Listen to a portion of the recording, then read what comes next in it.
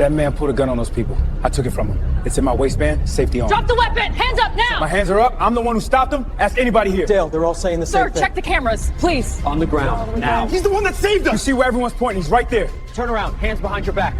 Hashtag racist cop arrests black man after he stops mall shooter. Unaware he's Delta Force. Cop gets 20 years. Officer Dale Hutchins, badge number 4419 of the Glenfield Police Department, responded to reports of an active shooter at Eastgate Shopping Mall and arrived to find Marcus Webb, a black man in civilian clothes, pinning a white gunman to the floor with the shooter's weapon secured at his side. Without asking a single question, without checking a single camera, and without listening to 11 witnesses screaming that Webb had just disarmed the shooter and saved dozens of lives, Hutchins ordered Webb to release the suspect, pointed his service weapon directly at Webb's chest, and had him handcuffed and dragged out of the mall in front of crying shoppers who begged him to stop. He then told the actual shooter, a white male with a loaded secondary weapon still on his person, that he was free to sit down and wait for questioning. When Webb demanded that Hutchins check the security footage before making any decisions, Hutchins told him to shut up and said the words that would end his career, his freedom, and his life as he knew it. He looked at Marcus Webb and said, "I know exactly what I'm looking at." What Hutchins didn't know was that Marcus Webb was a 12-year Delta Force operator with 3 combat deployments, 2 Silver Stars, and a classified service record that the Department of Defense considered a national strategic asset. That every second of his wrongful arrest was being recorded from 4 different angles by witnesses who had just watched him save their lives. And that his commanding officer would see the viral video within 5 hours and make one phone call that would bring the full weight of the United States military down on Glenfield Police Department. Before sunrise. Before we go further, what city or country are you watching from? Drop it in the comments. We love seeing where our community is watching from. If you believe stopping an active shooter while black shouldn't result in handcuffs and a holding cell, then like this video and subscribe, because justice has a price and today you're going to watch it get paid in full. Marcus Webb had driven to Eastgate Shopping Mall on a Thursday afternoon for one reason and one reason only. His mother's birthday was in 3 days and he still hadn't found her a gift. At 36 years old, Webb was many things that the people passing him in the mall parking lot would never have guessed. He was a master sergeant in the United States Army's Delta Force, the most elite special operations unit in the American military. He had spent 12 years completing classified missions in Afghanistan, Iraq, Somalia, and 6 other countries he was legally prohibited from naming in casual conversation. He had been shot twice, blown off his feet by an IED that killed one of his closest friends, and had personally neutralized high-value targets in operations that would never appear in any public record. He was also, on this particular Thursday, a son who had forgotten to buy a birthday present and was mildly stressed about it. Webb wore dark jeans, a plain white t-shirt, and a lightweight jacket. He carried no weapon. Delta Force operators on domestic leave didn't walk around armed, and Webb had spent enough years in hostile environments that a shopping mall in suburban Georgia felt like the most peaceful place on earth. He checked his phone as he walked through the entrance, reading a text from his mother asking him not to spend too much money. He smiled and headed toward the department store at the north end of the mall, thinking about perfume and maybe a silk scarf. He had been inside for 11 minutes when everything changed. The shot came from the direction of the food court. One sharp crack, then screaming, then the stampede of 200 people moving in every direction at once. Webb's body reacted before his mind finished processing the sound. 12 years of combat training don't disappear on leave. He dropped into a crouch behind a concrete pillar, his eyes already scanning, already categorizing, already building a tactical picture in the time it took most people to understand what the noise had been. He identified the shooter in 4 seconds. White male, mid-20s, standing at the entrance to the food court with a semi-automatic pistol held at shoulder height. His stance was wide, his hands were shaking, and his eyes were moving too fast in every direction. Webb recognized the profile immediately. Not a trained operator, not a professional, not someone who had ever fired a weapon under real pressure before. Dangerous, absolutely, but predictable. The food court had emptied in seconds except for 3 people who hadn't been able to run. an elderly man who had fallen trying to stand up from his table. A young woman crouched beneath the counter of a sandwich stand, her hands over her head, and a child, no older than 7, standing frozen in the middle of the floor, too frightened to move, directly in the shooter's line of sight. Webb had assessed worse situations than this in the dark, in foreign countries, with people actively trying to kill him. He moved. Using the abandoned tables and overturned chairs as cover, Webb closed the distance in silence. He kept low, kept lateral, used the shooter's own frantic scanning against him. Every time the man's eyes moved right, Webb moved left, staying outside his focal point, cutting the angle, reducing the distance. 40 feet, 25 feet, 12 feet. The shooter was screaming something about money, about injustice, about the store that had fired him 3 months ago. His attention was split between the elderly man on the floor and the frozen child in the middle of the court. He never saw Marcus Webb coming from his left flank. Webb hit him with the precision of someone who had performed this exact maneuver in operational training more times than he could count. His right hand locked onto the shooter's gun wrist, rotating hard and fast, forcing the barrel skyward and the finger clear of the trigger simultaneously. His left arm drove across the man's chest. His right leg swept the shooter's feet, and in less than 3 seconds, 220 pounds of panicking gunman was face down on the food court floor, completely immobilized, with Marcus Webb's knee planted firmly between his shoulder blades. The gun skidded across the tile. Webb picked it up with 2 fingers, engaged the safety, and tucked it into his waistband at the small of his back. He pressed the shooter's arms into a control hold that made any movement impossible and held that position. The food court was silent for 1 full second. Then the elderly man exhaled. The young woman behind the counter started crying with relief. The frozen child ran toward a woman who had just re-entered the court screaming his name. And from multiple directions, people who had flattened themselves against walls and behind pillars began to lower their phones. Phones that had been recording for the past 90 seconds. "Somebody call the police," Webb said clearly. "Tell them the threat is contained." 3 people answered that they already had. Officer Dale Hutchins had been on the Glenfield Police Department for 16 years. In that time, he had developed what he privately considered an excellent instinct for reading situations quickly. He was proud of that instinct. He talked about it often to junior officers who rode with him. He had never, not once in 16 years, stopped to consider whether that instinct was something other than experience. His personnel file told a different story. 19 complaints over 16 years. 14 filed by Black or Hispanic individuals. Excessive force allegations, unlawful stop reports, harassment claims filed by residents in the department's South District, where Hutchins had spent most of his career. Every single complaint had been reviewed by Internal Affairs and marked unsubstantiated. His supervising lieutenant had written the same phrase in 3 separate performance reviews. Hutchins is aggressive but effective. His instincts in the field are an asset. Nobody had ever asked whose instincts were being protected and whose safety was being ignored. Hutchins arrived at Eastgate Mall with 2 other units, lights and sirens. He pushed through the main entrance with his weapon drawn, receiving a broken stream of information through his radio. Active shooter, food court, situation possibly contained. When he reached the food court entrance and saw what was in front of him, his brain completed its assessment in under 3 seconds. A black man in civilian clothes. A white man pinned to the floor beneath him. A gun visible at the black man's waistband. Hutchins didn't see a hero. He didn't see a controlled situation. He didn't see 11 people already lowering their phones after having recorded everything. He saw what 16 years of unchallenged bias had trained him to see. "Police! Get off him now!" Hutchins moved forward, weapon aimed at Webb's center mass. "Hands where I can see them. Get off him right now." Webb looked up from the shooter on the floor. His voice was steady and completely calm. "Officer, my name is Marcus Webb. I am a United States Army Master Sergeant. This individual is the shooter. I disarmed him and I am holding him for you. The weapon in my waistband is his. I secured it after taking him down." The witnesses erupted immediately. "He stopped the shooter. A teenager near the pillar pointed at Webb. That man saved everyone. The white guy on the floor had the gun. He's the hero. A woman called from the sandwich counter. Please, you have to listen.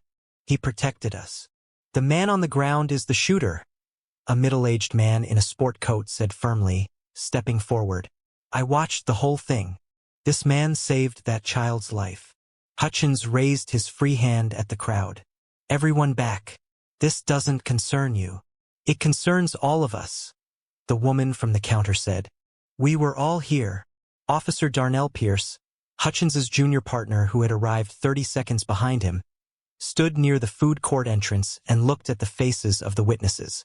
Every single one was telling the same story. He looked at the elderly man who had been on the floor, now sitting upright in a chair, watching Webb with something close to reverence. He looked at the child, now in his mother's arms, both of them safe because of the man currently being ordered to release the person who had just tried to shoot them. Dale, Pierce said quietly, moving toward his partner.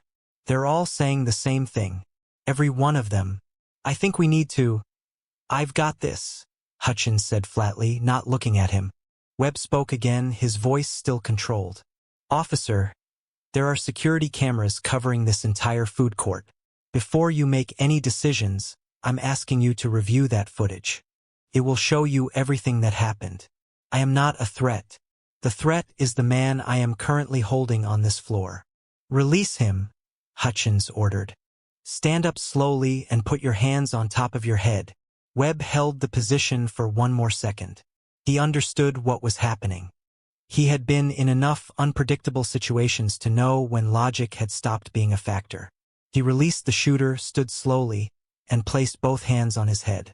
The moment Webb's weight lifted, the shooter, whose name was Craig Pollard, though no one knew that yet, looked up from the floor with the expression of a man who had just been handed an unexpected gift. He read the room in 3 seconds. 2 officers, one with his weapon aimed at the black man in civilian clothes, the other looking uncertain. He got to his feet.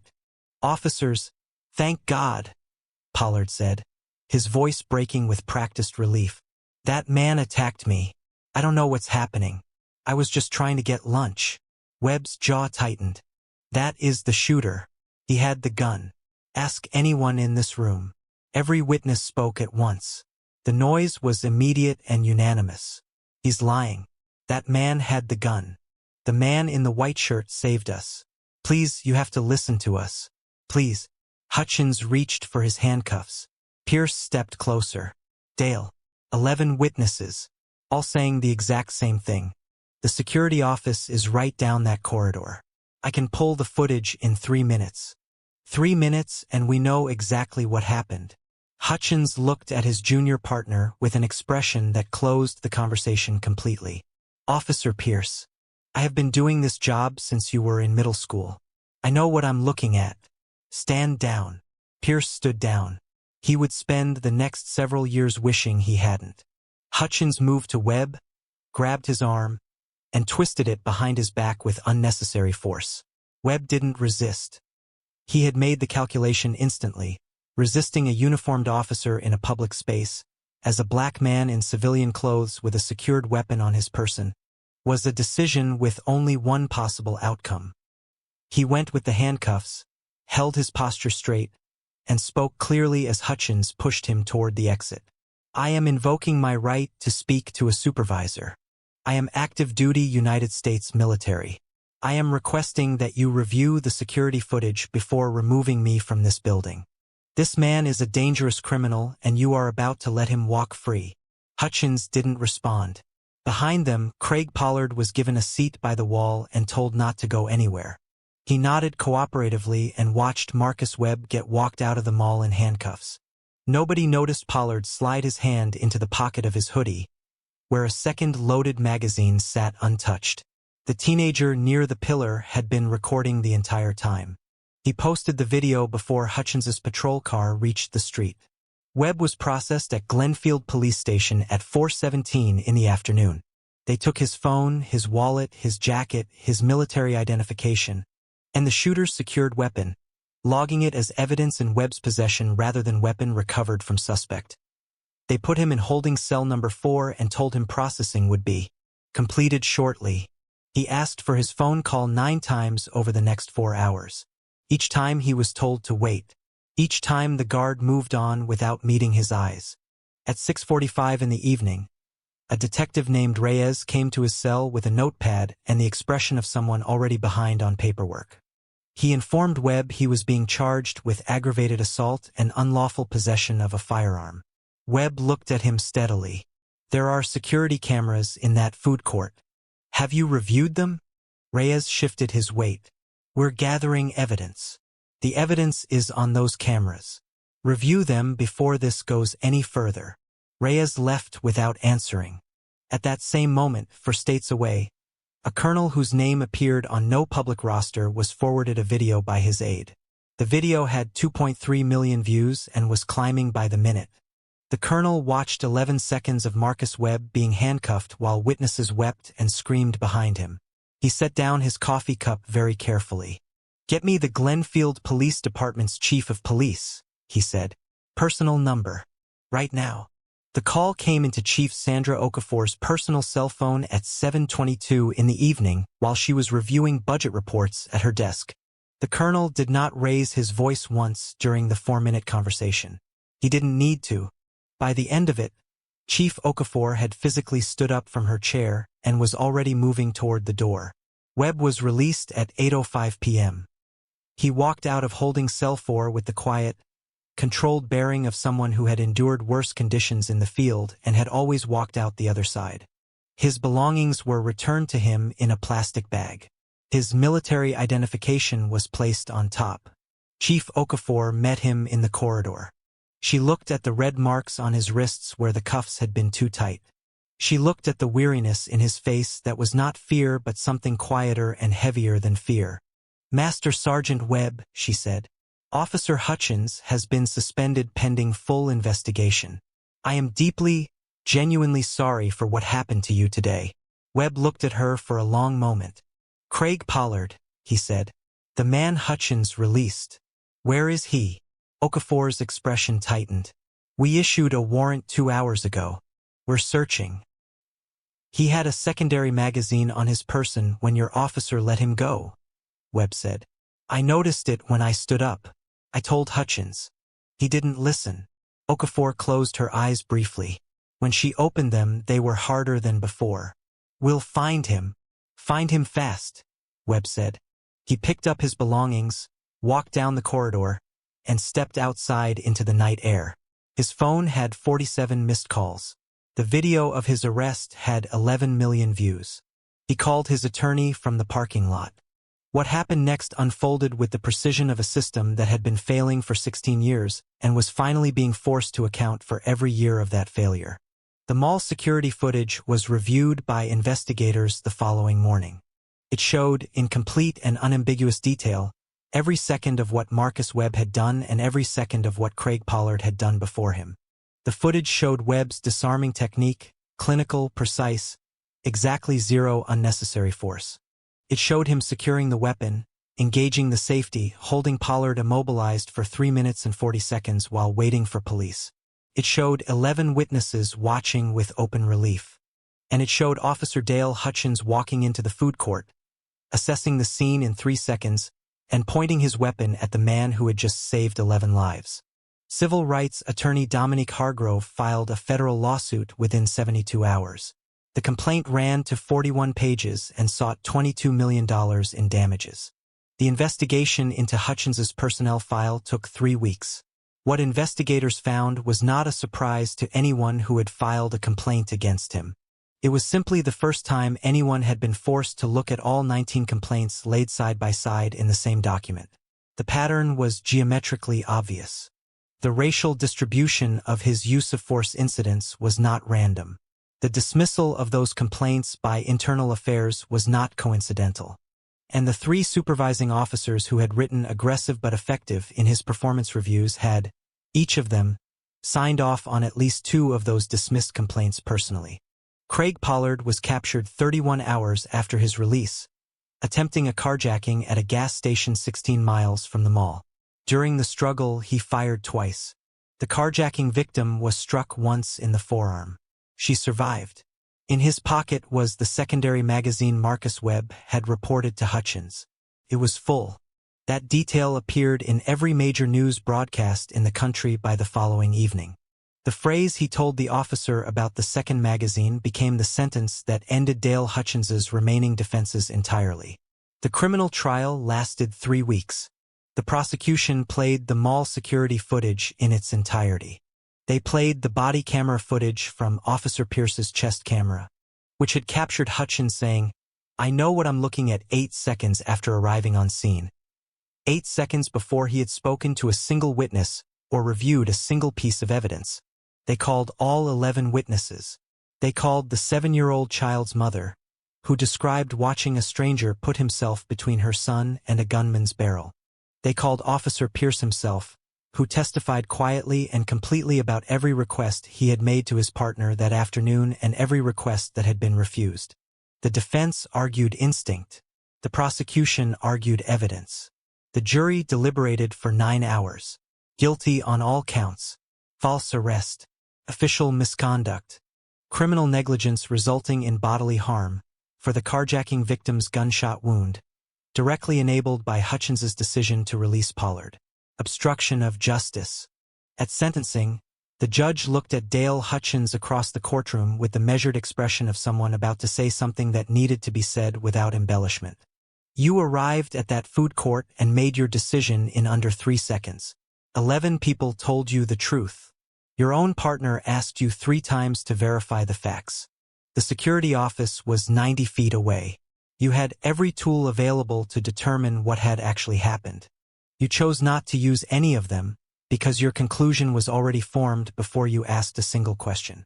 That is not instinct. That is prejudice operating as instinct. And the distinction cost a decorated soldier his freedom for 4 hours, cost an innocent woman a bullet, and cost this community whatever trust it had remaining in the people paid to protect it. 20 years. Possibility of parole after 17. Dale Hutchins was 44 years old on the day of sentencing. He would be 61 at his earliest release. His wife had filed for divorce 6 weeks after the verdict. His 2 sons, both in college, had released a statement through the family's attorney asking for privacy. His pension was gone. His benefits were gone. The video of him handcuffing Marcus Webb while 11 witnesses sobbed and begged him to stop had been viewed 104 million times and was now required viewing at 11 police academies. Across the country, he was taken from the courtroom in handcuffs, the same motion, the same metallic click that he had applied to Marcus Webb in that food court 7 months earlier. The city settled Marcus Webb's lawsuit for the full $22 million without going to trial. The settlement required mandatory body camera activation protocols that made deactivation during any civilian interaction grounds for immediate termination. It required independent review of all use of force complaints going back 10 years. It required quarterly public reporting of arrest statistics by race, reviewed by a civilian oversight board with genuine investigative authority. 23 officers with complaint patterns mirroring Hutchins's were identified in the departmental audit. 16 were terminated. 7 were placed on supervised probation. Chief Sandra Okafor kept her position on the condition that she implement every reform personally and submit to quarterly independent audits for 3 years. She accepted. Officer Darnell Pierce was promoted and given a commendation for his attempts to prevent the wrongful arrest. He became the department's lead instructor for evidence verification protocol and implicit bias training. He was 29 years old and had 3 years on the force. He would spend the rest of his career trying to be the kind of officer he had needed his partner to be that Thursday afternoon. Marcus Webb returned to active duty 8 days after his release. He was promoted to Command Sergeant Major the following year. He used $6 million of his settlement to establish the Webb Foundation for Justice, which provided legal representation to victims of wrongful arrest who could not afford attorneys. In its first 3 years, the foundation assisted over 240 people. Many of them had been stopped, detained, or arrested by officers with documented complaint histories that had been dismissed and ignored for years. Webb's case had opened the door. His foundation made sure others could walk through it. He still goes shopping for his mother's birthday every year. He still wears jeans and a white t-shirt. He still looks like any other person moving through a mall on a Thursday afternoon. He is still, underneath all of it, the most dangerous and most decorated person in any room he enters. Craig Pollard received 35 years in federal prison with no possibility of parole. At his sentencing, the judge specifically noted that he should have been arrested and processed at Eastgate Mall on the day of the original incident, and that the failure of law enforcement to do so had directly produced another victim. Dale Hutchins had his intake photograph taken on a Tuesday morning in November.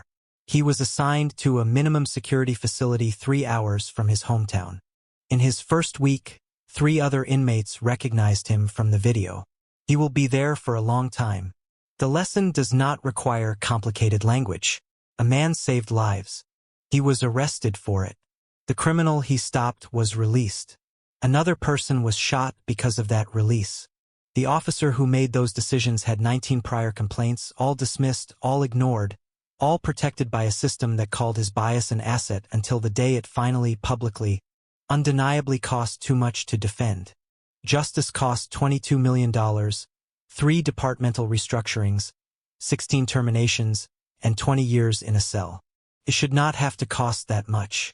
It keeps costing that much because the complaints keep getting dismissed and the officers with 19 flags in their files keep getting called effective until the day someone records everything and the whole country watches.